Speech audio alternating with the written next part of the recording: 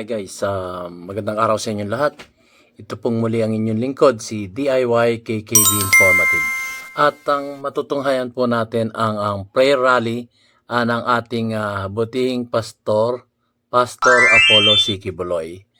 So dito, mapapansin nyo, merong nag-speech at naroon yung mga supporters ni ating pastor ng Kingdom of Jesus Christ. So, sa Davao City. So, narito po sila para ipahayag yung kanilang mga sentimiento sa gobyerno at ang mga sinasabi nila dito sa itaas na stage. So, tunghayan natin guys kung ano yung mga sinasabi nila. Eto na po guys. At mukhang pinakikita niya yung tuhod niya na galing nga raw siya sa ospital sa ibang bansa. So, tuloy na po natin guys. At maraming salamat po sa aking mga viewers. Gusto ko lamang po ipakita sa inyo ang sentimiento ng mga supporters ng ating butihing pastor, Pastor Apollo Siki Buloy. Ito na po. Daming tao. Last week lang, sabi ko kay Pastor bago kami maghiwalay, Pastor, isa lamang pong haplos at panalangin sa tuhod ko. Eto na tayo ngayon!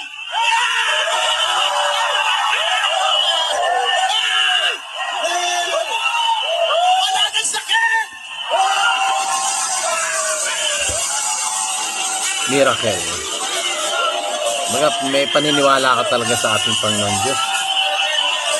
Everything is possible.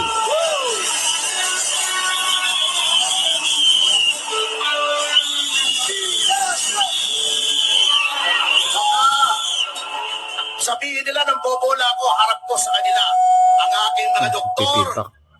Si Dr. Yung ng St. Luke's. Si Dr. Brash sa Valle Verde, isang chiropractor. Andito sa telepono ko, yung x-ray ko, punit. Yung ligament ko, makakala nila ng bobola ko. Sabi ng doktor, 4 na linggo pa daw bago gumaling. Ay, ito na! Pwede ko nang ipansipa sa kalaban!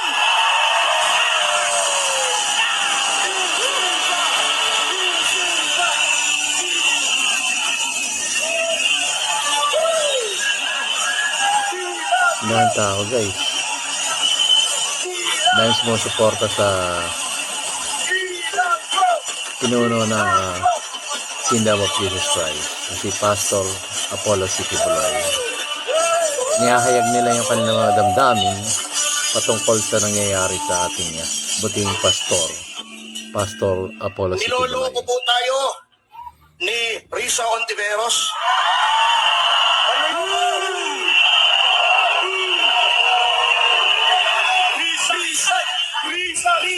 Pinatatawag si Pastor sa Senado dahil meron daw nagbibintang sa kanya ng ganito, ganoon. Sinabi na po ng ating Korte Suprema sa napakaraming kaso, Neri versus Senate, Ermita, Senate versus Ermita, Palag versus Senate, at ang pinakabago po last year lamang, yung Ong versus Senate Blue Ribbon Committee, na ang nag-argue po sa Supreme Court na abogado para sa petitioner, yung makananalo ay malakas daw ang sex appeal.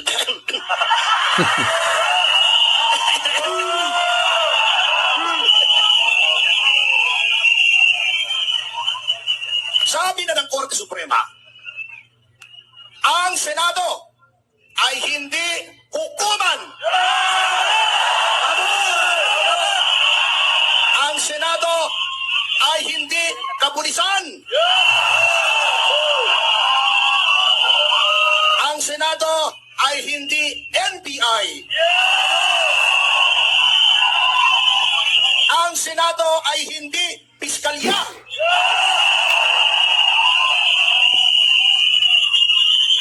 Bakit?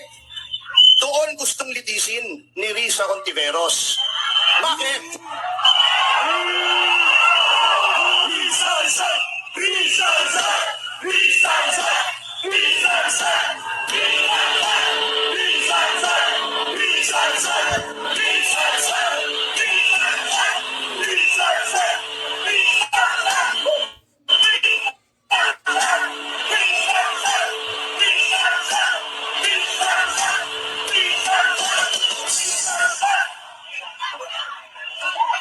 Hindi ba sila marunong makinig? Kinagagalitan na nga sila ng Korte Suprema kung mababasa niyo yung mga desisyon kung bakit nagpupumilit ang Senado, lalo na si Riz Hontiveros na maging hukuman. At bakit?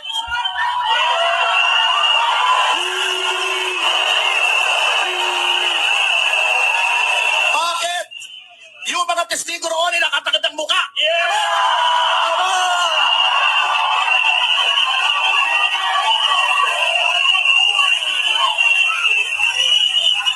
Hiyang-hiya kasi sila sa kanilang pagbubuka.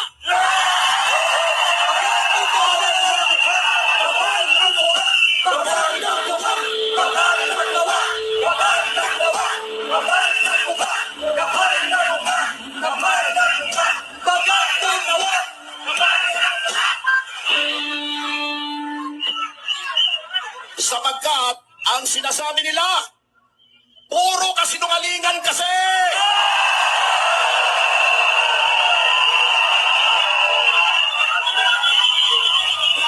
Sinungaling! Sinungaling! Sinungaling! Sinungaling! Sinungaling! Sinungaling! Sinungaling! Sinungaling! Sinungaling! Sinungaling! Sinungaling! Sinungaling! Sinungaling! Sinungaling! Sinungaling! Alam nyo, maganda sana sa kalikasan yung magre-recycle. Pero pag nire-recycle mo, yung mga testigo, hindi po maganda yun. Recycle! Recycle! Recycle! Sino recycle? Sino galing? Sino recycle? Recycle! Magansang tawid! Recycle! Recycle! Recycle! Recycle!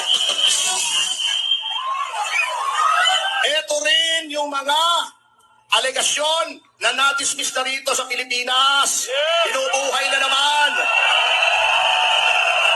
Basura! Basura! Basura! Basura! Basura! Sino basura? Sino basura? Sino basura? Sino basura? Sino basura? Sino basura? Sino basura? Sino basura? Sino basura?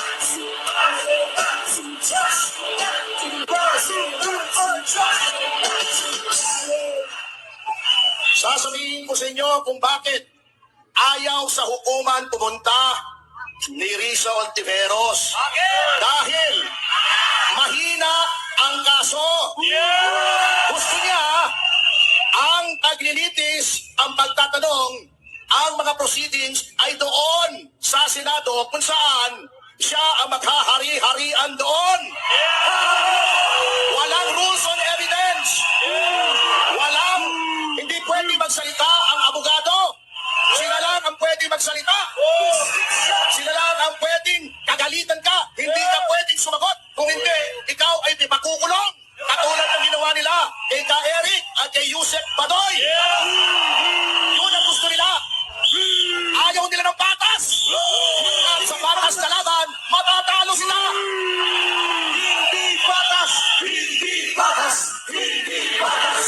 Hindi patas. Hindi patas. Hindi patas. Hindi patas. Hindi patas. Hindi patas. Hindi patas. Hindi patas. Hindi patas. Hindi patas. Hindi patas. Hindi patas. Nako talaga, oh. Kawa-awan taong bayan. Ipapaliwanag po natin kung bakit nagdadalawang isip si pastor na pumunta roon. Sapagkat yung sabi na po nila, para maintindihan po, baka sabihin nila tayo ay mga panatiko na wala naman dahilan tayo ay nasa likuran ni pastor. Ito po ang paliwanag dyan. Sisimplehan lang po natin. Ayon po sa saligang batas, ayon po sa Korte Suprema, Abogado. kung ikaw ay magpapatawag ng inquiry in aid of legislation, dapat may legislation. Kasi hindi hukuman Kongreso. Ito ay nakagawa ng batas. Ngayon, yung sa trend nitong mga testigo, mukhang human trafficking ang ginagawa nilang batas. Last year lang, nung Hulyo 2023, inamyentahan nila yung batas ng human trafficking. Ibig nyo bang sabihin, ibig bang sabihin ni Rizzo Ontiveros, nandoon na siya sa Senado noon? Napakatanga naman niya, may nakalimutan siyang inamyentahan. Kailangan ba matawag pa siya ng hearing ulit ngayon?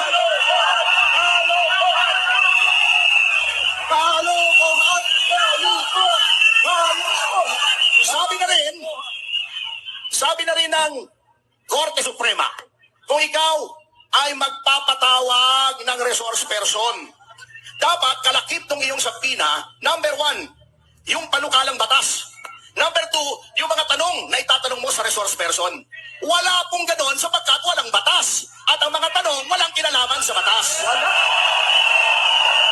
Magkakagnawo, magkakagnawo, magkakagnawo, magkakagnawo, magkakagnawo, magkakagnawo, magkakagnawo, magkakagnawo, magkakagnawo, magkakagnawo, magkakagnawo, Alam mo, Senator Risa, wag na tayo maglukuhan. Gusto mo lang namang hiyayin si Pastor Kibuloy. Bakit? Bakit? Sapagkat ang SMNI, si Pastor, ay laban sa komunista.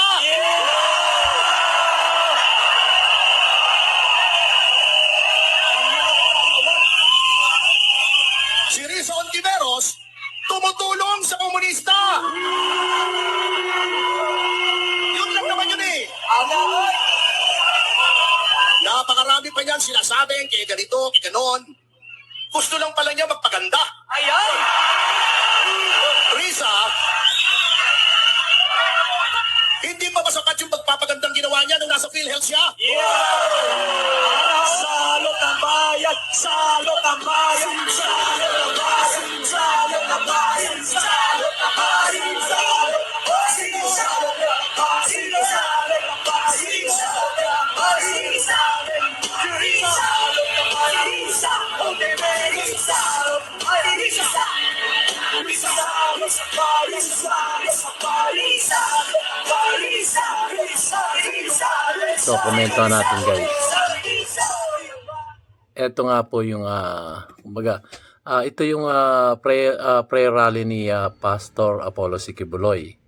At marami rin sumuporta para sa mga nangyayari na mga maling desisyon patungkol nga dito sa Senado na pinatatawag si Pastor Apollo C. Kibuloy. Pero ang nangyayari nga po ay alam naman natin kung anong pwede mangyari sa Senado sa kanilang aid of legislation. So pinaliliwanag ng isang attorney dito na kasi napunta na rin siya sa Senado at alam na rin niya kung ano pwede mangyari doon. Na hindi sila makakapagkatuwiran sa kanilang sarili-sarili pag tinanong na, nagsimula na yung tanungan. So, overall, parang yung nangyari kay Eric Celis at kay Dr. Lorraine Badoy. Kaya sila kumbaga inibigay nila yung kanilang sentimiento, bakit ganun nangyayari. Parang napuno na sila. So, ito pinahayag nila yung kanilang mga saloobin at tayo naman may freedom of speech, freedom of expression dito sa ating inang bansang Pilipinas. So ituloy po natin. Sa UP Cebu, naging abogado, tuwan-tuwa ang kanyang mga magulang. Anong ginawa? Namatay dahil pinrainwash ng NPA. Pumunta sa bundok. Justisya! Justisya! Justisya! Justisya! Justisya! Justisya! Justisya! Justisya! Justisya! Justisya! Justisya! Justisya! Justisya! Justisya! Justisya! Justisya! Yan ang mga gawain ng mga New People's Army at ng NDF at ng CPP na ibinubulgar natin na ayaw ni Risa. Kaya tinatarget tayo. Pagkatapos, Casino, naglabas pa ng tribute. Kaya daw namundok. Etong si Atty. Sisista, nakita daw niya ang limitasyon ng legal na pagkikibaka. Etong sabi ko, kahapon sa aking programa kay Teddy Casino, ganun pala eh. Hindi pala sapat ang legal na pagkikibaka. Ba't yung mga anak mo nag-aaral sa Lasal, pinag-aaral mo pa? Ba't hindi mo pinapunta na lang sa mundo? Kapal na mukha. Nag-aaral ba sa Lasal? Kapal na mukha. Kapal na mukha. Kapal na mukha. Kapal na mukha.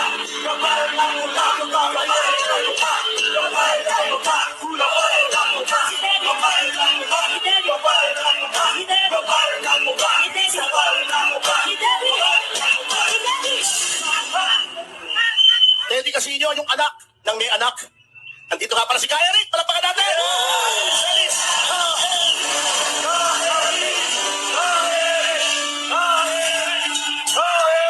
Nandito rin ang Pangulo namin, National President ng Citizens Crime Watch, si Ginoong Chich Magpantay.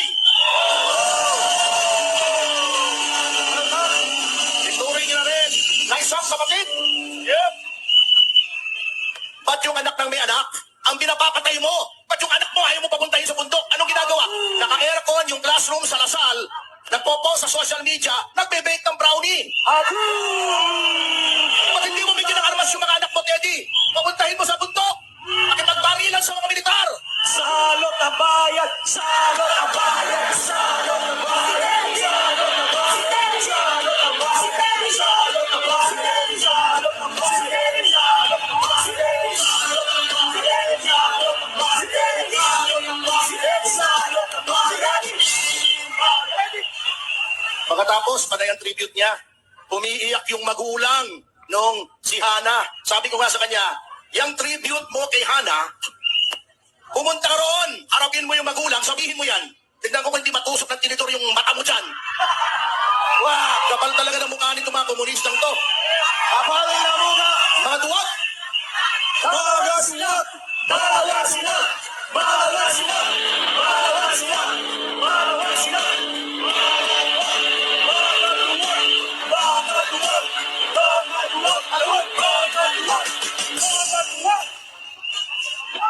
alam nyo, eto hindi ako nananakot kay Riza. Hindi rin ako nagpapabala. Kilala nyo ba si Babala? Asawa ni Babalu. Komedyante. Bato Reyes, Babalu. Komedyante kasi umiinit na yung ulo ng tao. Kaya kineo-neutral. Ganyan yung mga Anyway, speaker. bukod sa biro, hindi po ako nagpapabala.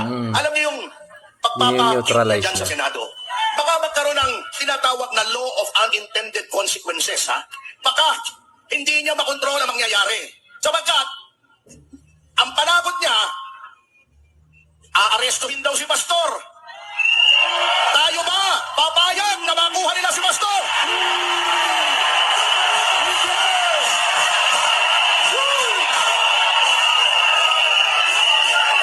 Papabayaan na pa nilang arestuhin si Pastor?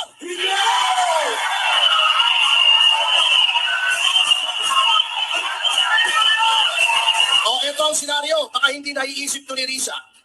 Paggamitin naman niya ang kanyang isip paminsan-minsan sana. Kahit paminsan-minsan lang. Kasi baka limitado eh. Maubos agad. Kaya tipirin niya. Ato, pagpalagay na natin, hindi ko sinasabing yan ang mangyayari ha. Wala naman nakakakita ng kinabukasan. Hindi naman po ako propeta. Okay, pina-arresto niya si Pastor. Pupunta yung mga pulis. Hindi naman tayo papayag. Ano mangyayari? Kung magkasakitan dyan, o wag naman sana, may masawian ng buhay. Either police o sa hanay natin. O, may wrong dugo ang kamay ni Rizzo Ontiveros pag yan ang nangyari. May dugo ang kanyang mga kamay.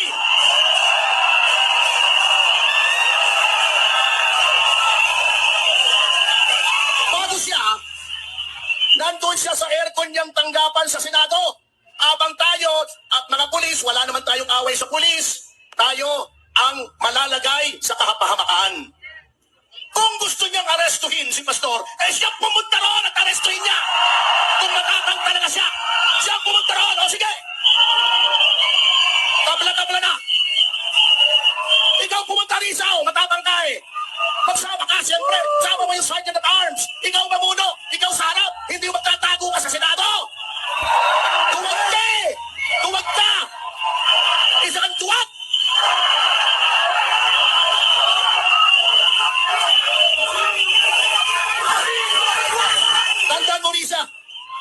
dumanak ang dugo, hindi ka mapapatawad ng taong bayan!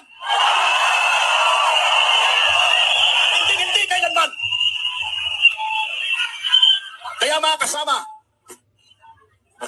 huwag po tayong matitinag. Huwag tayong atras.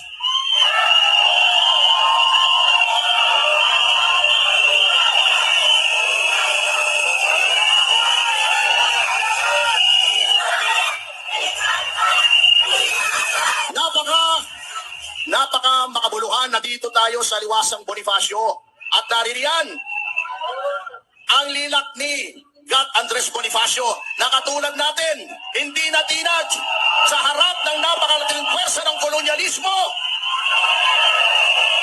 Hindi siya natakot. Nakipaglaban siya. Kulang sa armas, kulang sa bala, kulang sa training. Ang tanging kanyang puhunan ay tabang at paninindigan.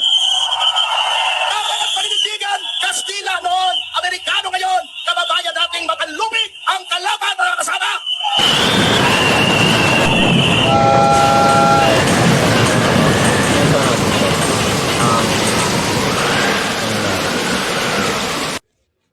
Yun, nasa Liwasang Bonifacio pala sila, sa may Maynila yun guys. So, yun nga sinasabi ni nung nagsasalita yung speaker na nasaan naman yung hustisya. Kasi pagka napunta yan sa Senado, ang sinasabi niya ay napakahirap nun. Napakahirap nun guys. So, ituloy natin guys.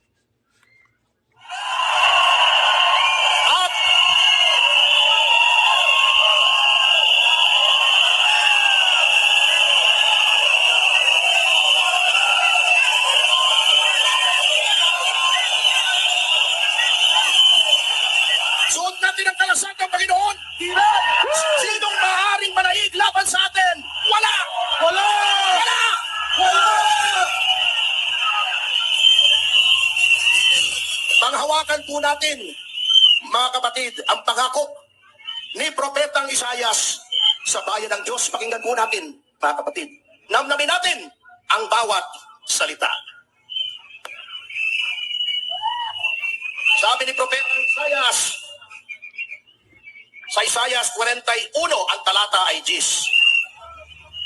Natin pong pakinggan. Huwag kang matakot, sapagkat ako'y sumasayo.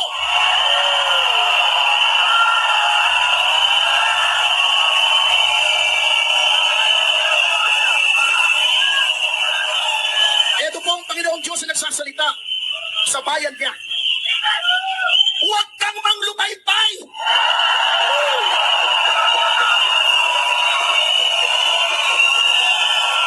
Sapagkat ako ang inyong Diyos.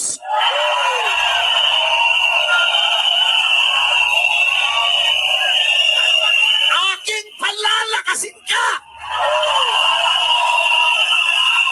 Oo, tutulungan ka. Oo, aking aalalayan ka. Ng tagang kamay ng aking katuwiran. Ito pa ang pangako ng Ama sa ating mga katunggali. Hindi po ako nagsabi nito, kundi ang Diyos sa pamamagitan ni Propetang Isayas. So guys, so naipakita ko na po sa inyo ang prayer rally nila doon sa Liwasang Bonifacio. Yun po ay malapit sa kabila lang siya ng Quiapo Church. Pag nasa Quiapo Church kayo, tatawid kayo ng tulay, doon po nila ginanap ito. Sa harap po ito ng post office doon sa Maynila. So napunta na rin po ako diyan at yung ang rally ng Uniteam noon na ginanap din diyan. So malawak din po yung area niyan, tingnan nyo. Lalo yung post office yun guys. So tapat lang siya ng post office. So ito pinahayag nila yung kanilang mga sentimiento, yung mga supporters ng ating buting Pastor Apollo Siquibloy. At inihayag lang nila yung damdamin nila patungkol dito sa nangyayari sa ating inang bansang Pilipinas. So, ngayon, nakikita nyo naman at talagang medyo nagagalit kasi sentimiento ng taong bayan eh. Bakit nila ginaganon yung kanilang pastor na wala namang ginagawa kundi ang magpalaganap na mabuting balita ayon sa Biblia. So, nakakalungkot po na pati yung pastor ay kanilang pinaparatangan ng hindi magaganda. So, hanggang dito lamang po guys at maraming salamat po sa inyong panonood ng aking mamunting video. Mahaba-haba po kasi ito eh. At pinakita ko lang sa inyo yung kanilang mga sentimiento. Ito po ang inyong lingkod, si DIY KKB Informative na nagsasabing manatili po tayong magsuri sa palipalibot. Tingnan natin kung ano ang nangyayari sa ating inang bansang Pilipinas. Sapagkat ito po ang magiging future, kung ano man po ang ginagawa ng ating gobyerno, ito rin po ang magiging future ng ating mga anak, ng ating mga apo, kung hindi po tayo magsusuri at lalabanan yung mga maling ginagawa ng ating gobyerno sa kasalukuyan. So, maraming salamat po. See you on my next vlog guys. Daming tao.